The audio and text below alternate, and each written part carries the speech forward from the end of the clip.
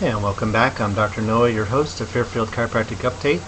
And in this publication, the American Chiropractic Association Journal of Chiropractic, December 1998, showing that newborn respiratory difficulties associated with nasal subluxation. I've seen this a couple times in my practice.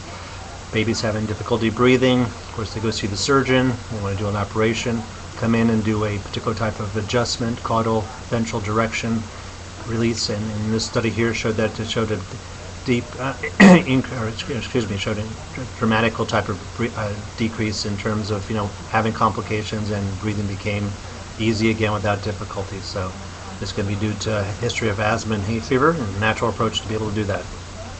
Talk to you soon.